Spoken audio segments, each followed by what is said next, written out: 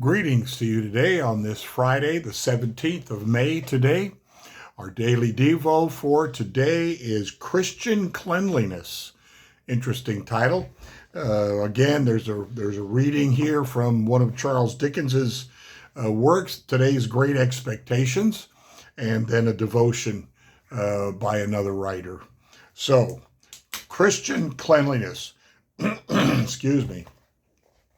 Mrs. Joe was prodigiously busy in getting the house ready for the festivities of the day, and Joe had been put upon the kitchen doorstep to keep him out of the dustpan. Joe ventured into the kitchen after me as the dustpan had retired before us. He secretly crossed his two forefingers and exhibited them to me as our token that Mrs. Joe was in a cross temper. We were to have a superb dinner consisting of a leg of pickled pork and greens and a pair of roast stuffed fowls. Num num. So we had our slices served out as if we were 2,000 troops on a forced march instead of a man and a boy at home. In the meantime, Mrs. Joe put clean white curtains up and tacked a new flowered flounce across the wide chimney to replace the old one, and uncovered the little state parlor, which was never uncovered at any other time, but passed the rest of the year in a cool haze of silver paper, which even extended to the four little white crockery poodles on the mantel shelf, each with a black nose and a basket of flowers in his mouth. Mrs. Joe was a very clean housekeeper and unacceptable. Mrs. Joe was a very clean housekeeper, but had an exquisite art of making her cleanliness more uncomfortable and unacceptable than dirt itself.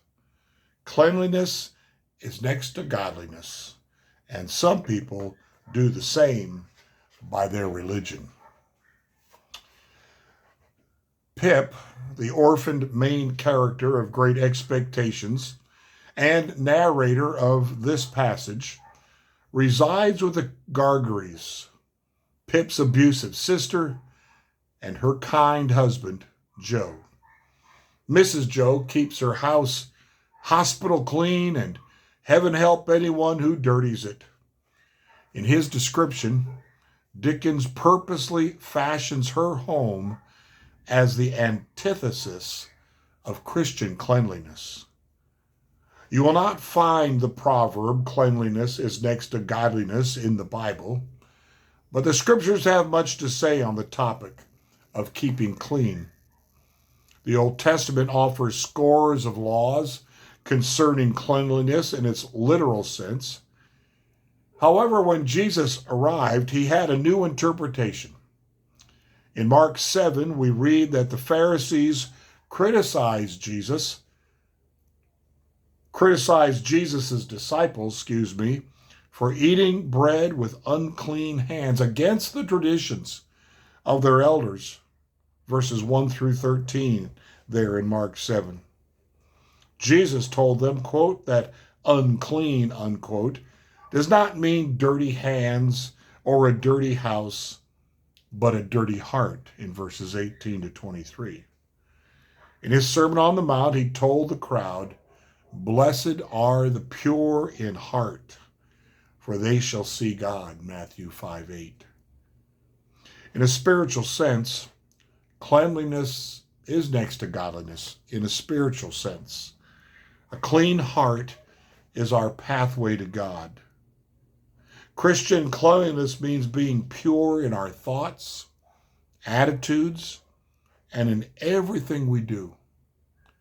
The Apostle John said, if we confess our sins, God is faithful and just to forgive us our sins and to cleanse us from all unrighteousness. 1 John 1:9.